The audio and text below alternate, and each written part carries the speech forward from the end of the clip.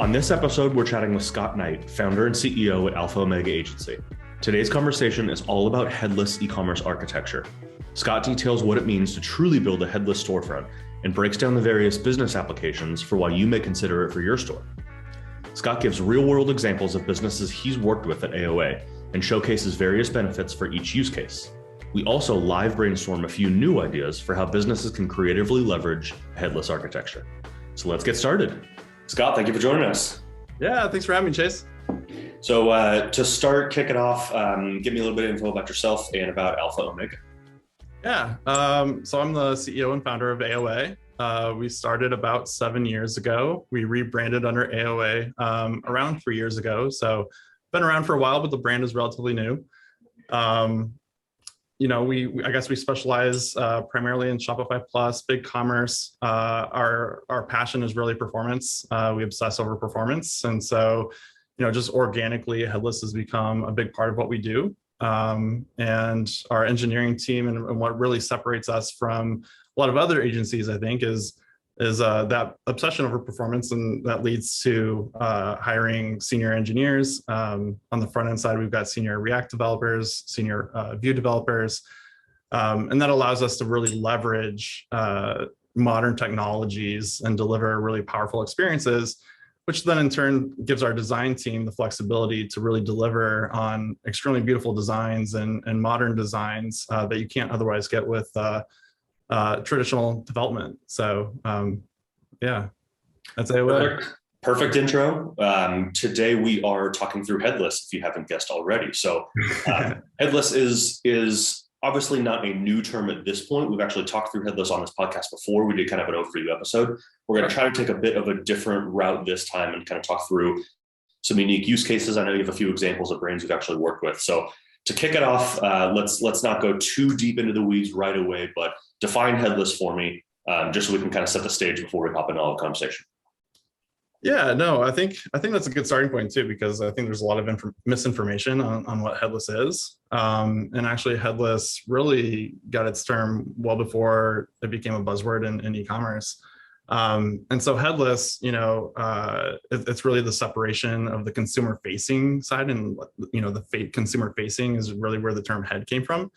So it's the separation of the consumer facing side of the application from the back end. If that makes sense. No, that's perfect. So there's obviously in the last year or two, or even past that, but I think we've had a lot of acceleration recently. But a huge chunk of customers, day-to-day customers for every brand, are moving online. So when we talk about this kind of like storefront idea, how does kind of the evolution of the storefront happen? What does the evolution of storefront look like in 2022? The last 2 years have been like really crazy. You're seeing again a huge shift to online. I think in 2020, e-commerce in the United States grew 36%. 2021, I haven't gotten like the latest numbers, but the first 3 quarters went up another 17%.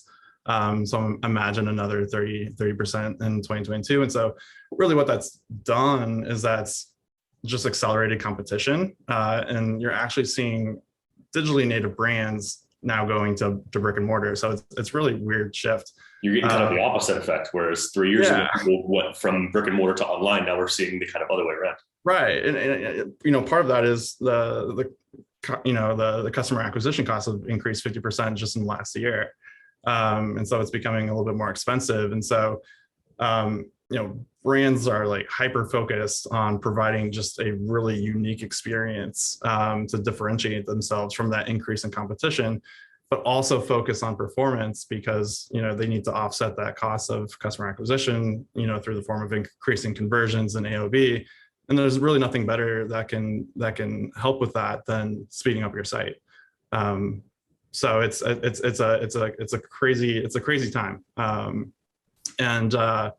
And then also it's becoming, in addition to your storefronts, brands are starting to differentiate themselves by providing tangential experiences as well.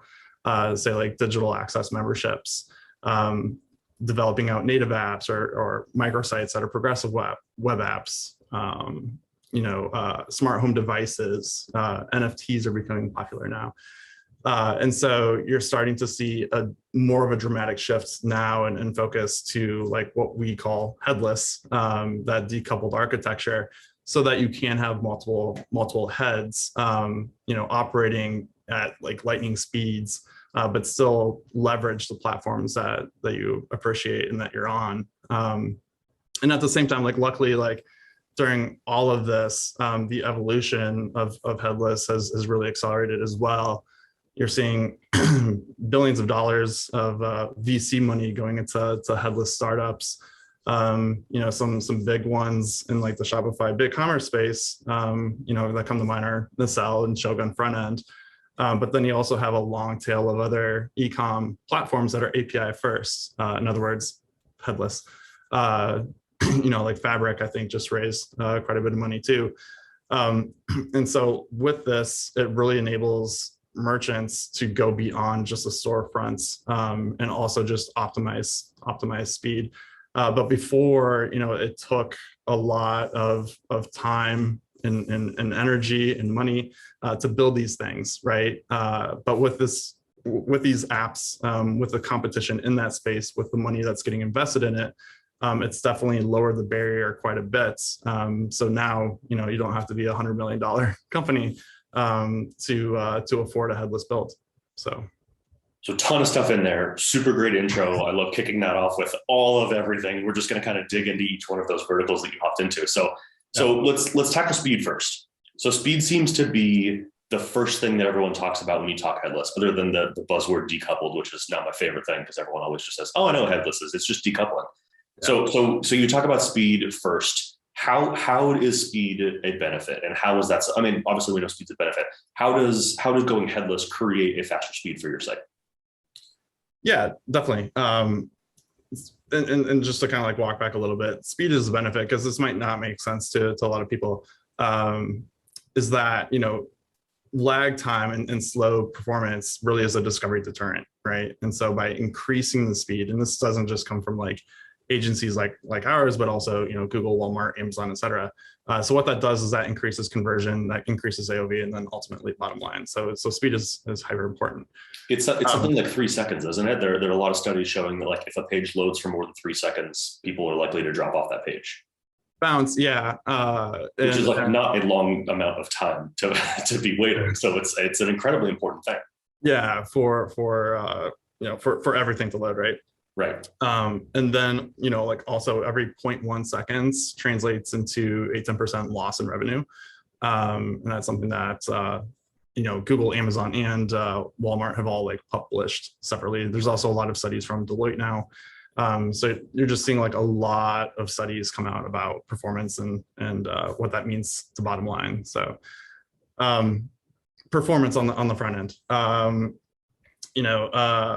First of all, I guess one thing I should have said, like, headless, what it is, but what is it not? It's also like, just because you have a React app doesn't mean that's headless. And so you're starting, and that's where that like misinformation is coming from. You have a lot of people out there developing React apps and claiming it's headless because it's still like in a monolithic architecture and it's headless, but like it's still that monolithic architecture. So a little into the weeds there. But what headless enables is it enables you to host that head wherever you want. And so there's like really two strong platforms in the hosting space, and that is Vercel and Netlify. They do an excellent job. And so you're able to statically generate the pages in advance and distribute it across the CDN. So, I'm just outside of Minneapolis. Instead of hitting a server, say in Florida, waiting for the data to process, the server to render the page and then send it back to me in a massive payload, I might be sending a request to a server here in Minneapolis, and instead of waiting for that server to drum up the HTML and send it back, that data, those assets are already pre-generated, so immediately it just gets sent back, and that's why you have that really fast initial load time. And then on top of that, you have your subsequent page requests, and what happens there is, everything is really cached. Most of the data should be cached to your phone or to your laptop. And so when you click on another link, you're not having to go fetch, another massive payload and have that come back. Most of that's already there. So you're just fetching the data that you need if it's not already there. So that's why subsequent page requests are lightning fast. And you just have this like really fast performance versus what you can achieve, say in a more monolithic system, something that requires server-side processing. So clearly page speed is a huge deal. Like you just said, 10% drop off for every 0.1 seconds. That's right. 10% reduction in revenue for every 0.1 seconds. Yeah. Wow. So if you can speed this up by even fractions of a second, you start to look at a significant revenue that you're losing. Yeah, it's crazy. There's actually a really good tool, thinkingwithgoogle.com. If you type in like thinking with Google, test my site, it should be the first link that you see in Google. And from there, you can actually put in your URL. And then it comes back with metrics on performance on mobile, on desktop. But if you dig a little deeper into the page, you can actually put in your storefront metrics, say like your average order, number of people on the site, what your current conversion rate is, and then it acts as a calculator. By increasing your site, 0.5 seconds or reducing it, down to 1.2 second total page load, you'll be making an additional $1.2 million or something like that. So it's pretty fun to play around with. So okay, I go play around with that. That's my sort of thing, is numbers and calculators and how do you kind of project out what's going on. I think that's super cool. I'll take a look at that for sure. Yeah. So speed is obviously a huge piece. Speed seems to be the piece of Headless that everyone understands the most. So let's move on from that. So you talk through this idea of like NFTs, you start talking like memberships, we're talking brick and mortar. There's obviously a digital site somewhere out in the world. How do you kind of pull all those things together? Because now you have a whole bunch of different heads, if you will, and you have to figure out how to pull all of those heads into a singular backend or multiple backends, I guess. But what are some of these trends, or how does this work, pulling all of those different heads into your database? Yeah, definitely. So the source of truth for all these, I guess, for the data can live in many different platforms. I think Netlify coined the term JAMSAC. I apologize if they didn't, but I'm pretty sure they did. And so instead of having to custom build, say, the backend, which has been the tradition for a while, and you start to see, these storefronts that have, an engineering team of 30, right, so that they can manage the system. Now, very similar to your e-com platforms like a BigCommerce, like Shopify. You also now have API first CMSs, and Contentful is a really strong one. And so that data, that content model can live in, say, a Contentful. Shogun Frontend has their own proprietary CMS as well. That data can live there. And so you don't have to build everything from scratch anymore. There's just a lot that is API first. And so now you have your decoupled front end, and you have the opportunity to interact directly with these systems. And so kind of like, not to overcomplicate things, but you can have essentially multiple backends, and you're kind of pointing to each one of those, right? So if you were to say swap out a CMS, you don't have to change your front end code a whole lot. You still have to change the wiring a little bit, but like that front end presentation stays the same. But you don't have to then also change out, Shopify or BigCommerce or Magento or WooCommerce, right? You're just focusing on that content piece. So you have a little bit more of a modular approach, which is fantastic. Nacelle does a really good job at, pulling in a lot of these pieces. So if you want to have one common endpoint, Nacelle is really good at that. So you can have, say, Contentful on the CMS side, you can have Shopify, you can have maybe a custom storefront, all of that sort of, goes into Nacelle as a middle layer, and then your front end just connects with that. You also have other products, I mentioned like Shogun front end. Content can now live in Shogun front end. Shopify CMS is good, but it's not very, very robust.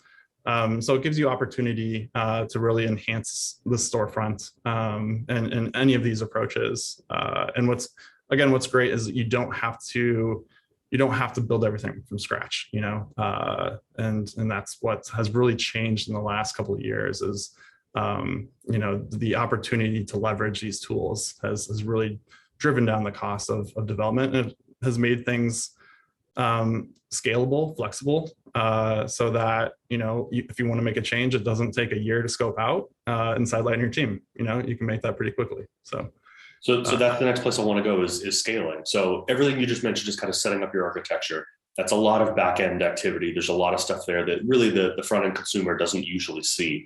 So is the idea of headless? It really just enables you to scale as much as possible, because you can use these pre-built systems. They're best in breed on whatever side of the house they're on, but you can pull in information to everywhere you want, connect them all together, essentially, in layman's terms, I guess. And then you have one crisp, clean backend that's pulling in data from a whole bunch of different places. And that enables you to scale because it's not a custom. You don't have to worry about how this thing's going to flow.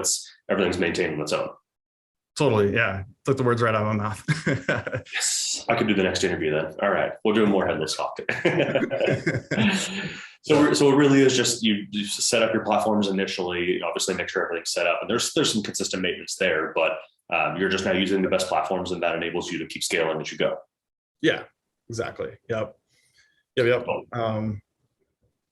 it's just night and day difference, from what it was 2 years ago. And in addition to that, you also have third-party apps that have matured over the last couple of years as well, and now support headless. Whereas before, you kind of have to work with our teams to get them to support it. But now they're also seeing headless as being the future of e-commerce, and so they needed to adapt. And so now bringing in the third-party apps that you've grown to love over time, you can still leverage those with minimal effort to incorporate to integrate into your system. So it's what are called NPM packages, or so it's more like a command to yarn add or npm install, and boom, right away you've got your integration set up. So love it.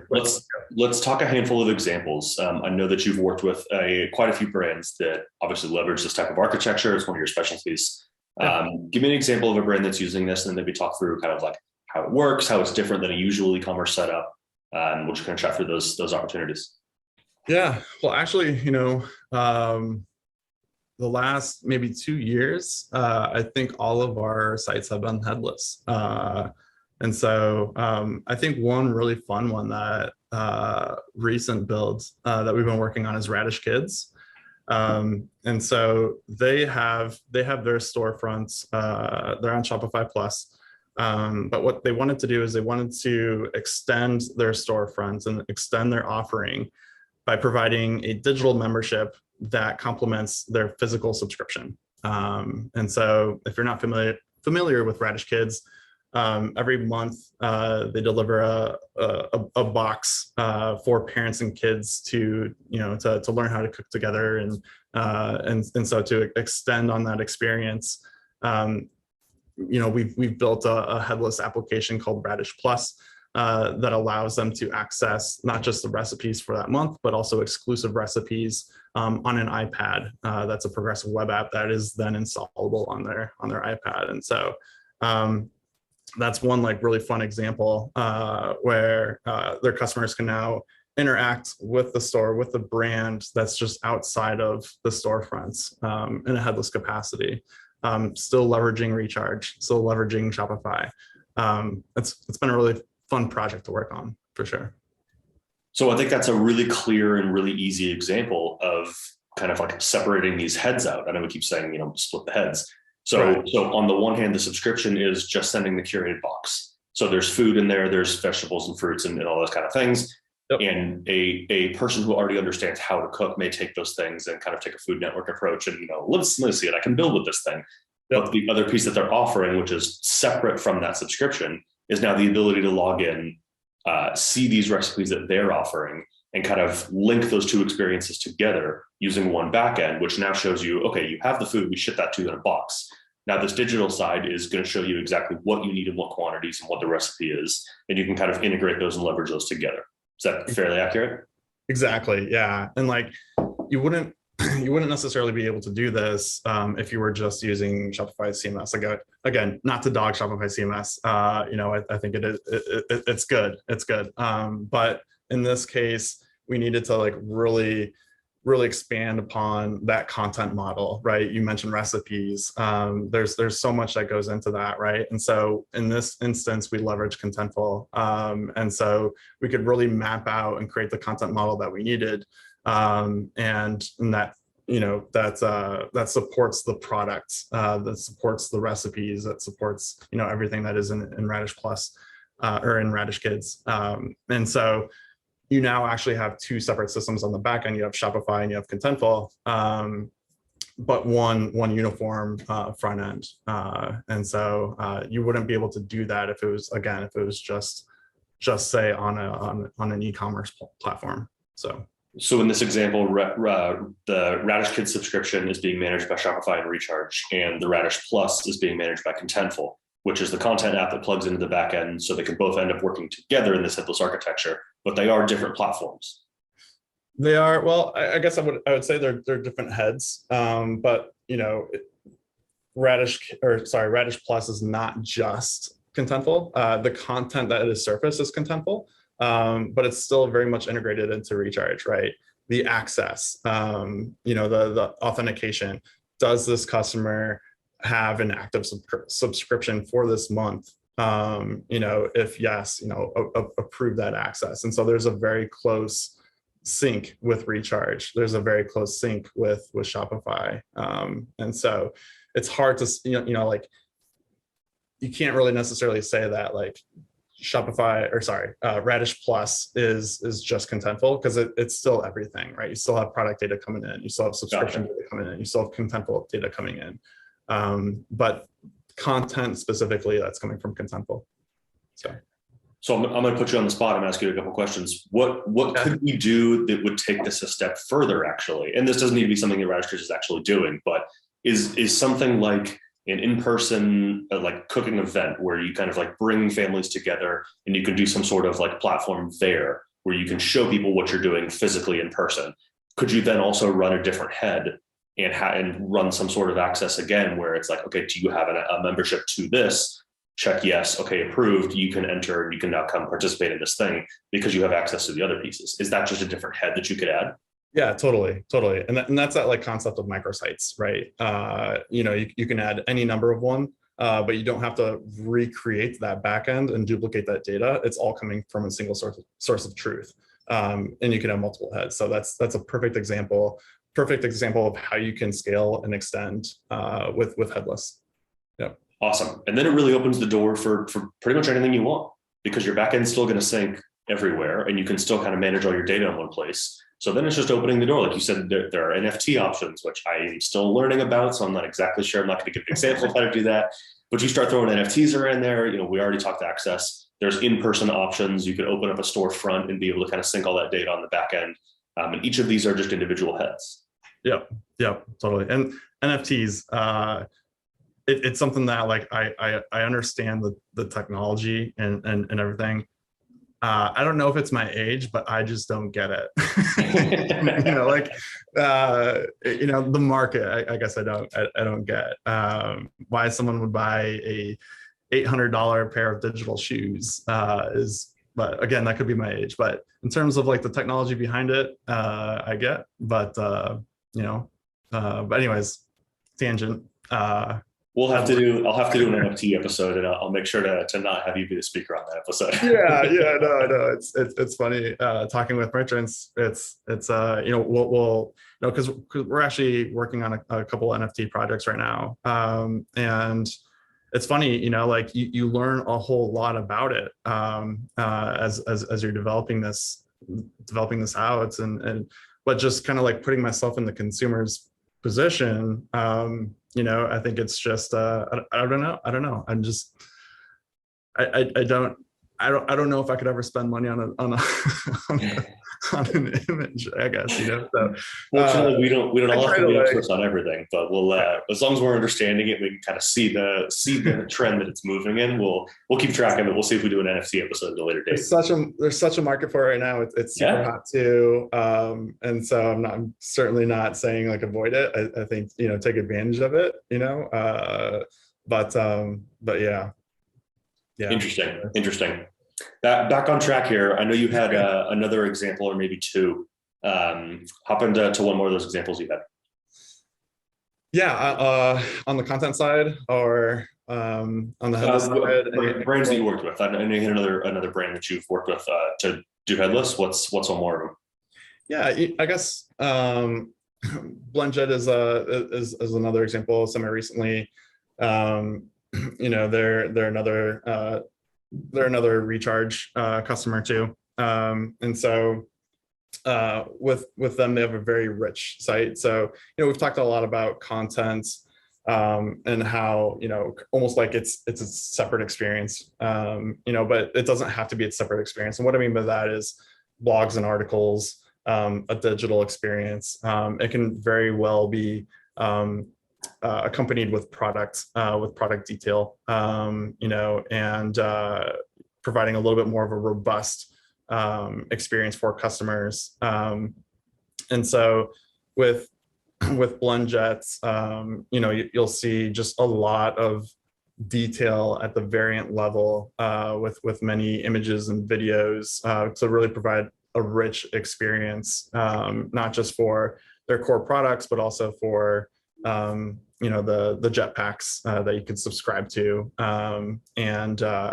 and so it complements that, and there's just a very strong like cross pollination that you can have with content and product, and so like when you think of a CMS, in content, don't think of those as silos, but something that can really complement one another. And so I think that's a strong example of that. And the BlendJet side is gorgeous. So BlendJet sells like mini blenders, essentially like single serve, single use blenders, or not single use, but like single size blenders. And they come in a whole bunch of different colors and patterns. And the website's absolutely gorgeous. Every time you click on a new color on a product page, it brings up different examples, and there's different kind of fruits that match the color, and it shows it blending. And it's a really, really cool site. But it's one of those things that you would look at maybe 5 or 6 years ago and think like, this site is massive. How is this site like pulling in all of these data and images and videos and all this stuff? Like, it's got to be such a slow site. But that's just something you can host on you can host on Contentful, or you can host on a different platform or different head, I guess, and pull that in. And that's kind of another speed benefit, right? Yeah. So the product information is all coming from Shopify. Content is all coming from Contentful. Again, there's some overlap there. And then everything is statically generated in advance. So when you actually come to the site, when a customer comes to the site, they're not pinging in the server and the server is coming back with a payload. All of that's statically generated. And so that right away speeds things up quite a bit. But then also there's, some best practices with lazy loading. And so I think you have like 16 plus videos on the page. We're not hitting those on initial page load. And so you can really optimize performance and really deliver some really unique experiences. And so just definitely not possible if it was not a progressive web app, if it was built more traditionally. So yeah. Talk a little bit about this idea of being able to still roam around a page even if you lose internet access in a headless environment. Yeah. So we've talked about headless, right? And that is that separation. And one area of focus is really the head. And that head can be what's called a progressive web app, a PWA. And so really what you can do with a progressive web app, like the browser itself has really come a long way. In fact, it's something that Steve Jobs a long time ago had envisioned, like the future of apps, right? Not to go on another tangent here, but being suppressed a little bit in that Apple has some ties to the App Store because of that 30% tax that they have. But you are seeing like explosive growth in other countries, with progressive web apps, and Google and Microsoft are really making a push for it here too. And I think Apple's, slowly come around, but, I can relate to them, if it makes me billions of dollars, I wouldn't want to give that up either. But so anyways, with a progressive web app, what you can do is you can actually install the site locally on your machine, on your phone. And so it actually looks like a native app when you're on your phone and you're looking through your apps and you can select it. And what's cool is that, you go to the site and let's say you're going under a tunnel, or like you just lose internet connection, right? We talked about performance and how like subsequent page requests are like almost instant. It's almost instant because everything has been pretty much cached and installed on your phone. And so if you put your phone actually in airplane mode and lose connection to, to your Wi-Fi and everything, you can actually still experience the site. You can click around, you can discover products because it doesn't have to make that request to a server. And so it's super fast. And when you gain that connection back, the only thing that it prevents you from doing is actually making that checkout, because that does require a server call. But it is something where the customer can still explore the site, can add things to the cart, can get to that checkout, and then when they have a checkout or when they have signal, you can take you to the checkout page and process the order. So making it installable is pretty cool. AWS feels like one of those things that in a few years we're going to look back on this and think like, why was this unique and new? Like everybody should be doing this. Yeah, it really is. It's a progressive web app, and so you think app. So it really does provide that native app-like experience, but with the reach of web. And so you don't have to put your app in a storefront, which used to be valuable, right? Because there's a way to discover apps, but not a whole lot of people shop in the app store, and also it's just so diluted at this point with so many different apps that you lose that benefit of discovery in the app store. And so and you still have push notifications with a progressive web app. You might lose out on things like if you're skateboarding and you want to know like what sort of flip you did. Progressive web app doesn't really have that native app integration, but like what storefront does that. So it's pretty powerful, pretty fast. All right, Scott, a couple closing questions. I want to get some advice from you for growing brands. I have a feeling I know what the topic is going to be about, but give me a piece of advice for a subscription brand who's just launching. I promise I won't say anything about Headless. We've talked about Headless. I've beaten that in. So perhaps maybe something fresh, something new. I think the way that you phrase the question is probably the advice I'd give, and that is always be testing. I don't think you're going to hit the nail on the head squarely on the first go. And so what I mean by that is just do it, take a lean approach, and then always just be optimizing. There's ways to optimize on retention strategy, on acquisition. Don't set it and forget it, because more than likely you're leaving money on the table. So just always, there's so much that goes into subscription. So just always be testing. So then let's fast forward. Let's assume a brand, it launched, they are testing, they kind of found what works, they're starting to scale. What's a piece of advice now a little bit down the road that you would give to a subscription brand who's trying to break through this like 10,000, 100,000 subscriber mark? Yeah. I would say it's amazing to me how you have some merchants still, like, even like large merchants that want that, but they still don't have subscriptions as the main focus of messaging. There's a lot of ways to do it. So I guess I would say have that at top priority. Make your products default to subscription, instead of defaulting to one buy or one-time buy and subscription. Default that to subscription, because it just as like a customer behavior.